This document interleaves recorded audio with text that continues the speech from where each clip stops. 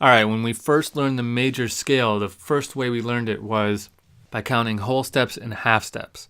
Now, with these other ways that we're learning to figure out the minor scale, you won't need to do this all that often, but it's still important to know because it kind of tells us the makeup of what's in the minor scale.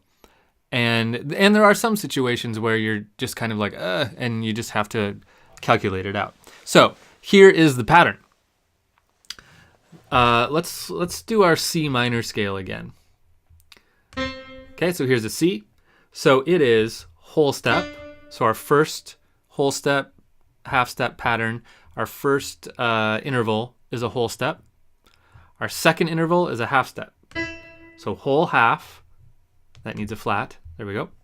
Whole half, and then two whole steps.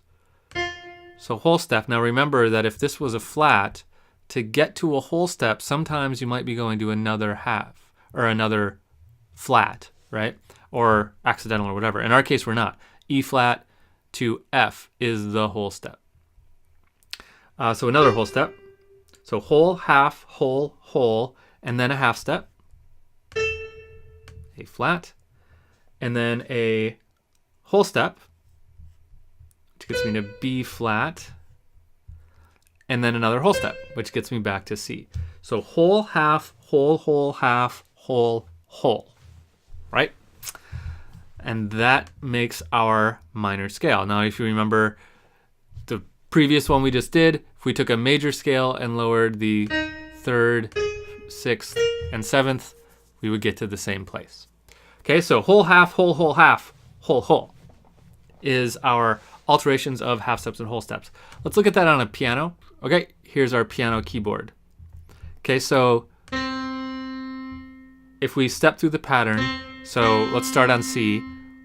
Whole step, half step, whole step, half step, whole step. Okay, so whole step here, half step here, whole step here, whole step here, half step, whole step. Oops. It's hard to hit some of these accidentals with the little tiny mouse. Okay, so that's our pattern. Let's do another one.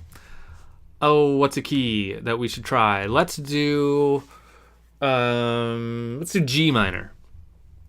Okay, and let's do it with no key signature. Let's just plop it in and see where we land. So here's a G. So if we're trying to make a G minor scale, we know the first note is going to be G, right? So let's do our whole steps and half steps. So we can go, so our first note is going to be an A because that's a whole step. And then we need to go to a B flat because that's a half step. Let's look down here. So here's G, to A is a whole step, to B flat is our half step. So there's B flat. That gets us to here. So now we need a whole step to C and another whole step to D. And then a half step to E flat. Flat. Where were we? E flat. And then a whole step to F. And then another whole step gets us back to G.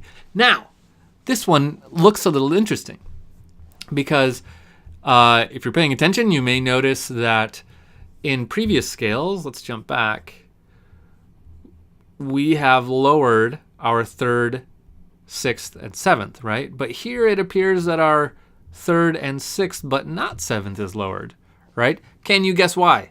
Can you remember why that might be happening? Think about it for just a second. I'll give you a clue. Think about the G major, what the G major scale looks like.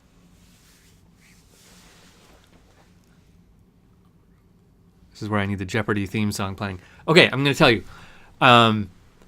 Remember, in the G major scale, this is an F sharp. So we did lower it. We lowered it by having just an F natural here, right?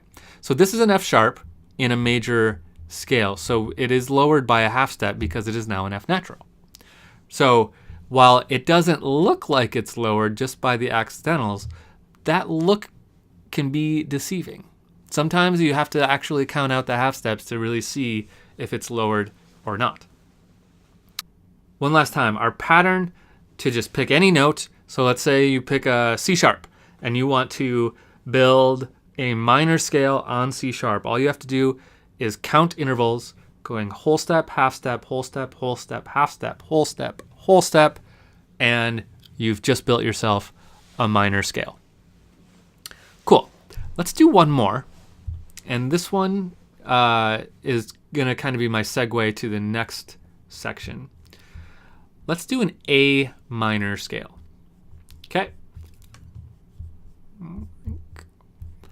Okay, so here's an A. So let's find ourselves an A right here. So whole step gets us to B. Half step gets us to C. Whole step gets us to D. Another whole step gets us to E. Another half step gets us to F. Whole step gets us to G. And then a whole step gets us back to A. No accidentals here. Weird, right? Well, remember what the key is for A major. It's that. That's the key for A major, right? Because G sharp is our last sharp.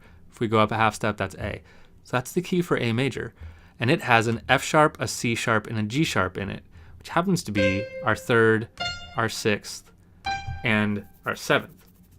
So an A minor scale is all white notes.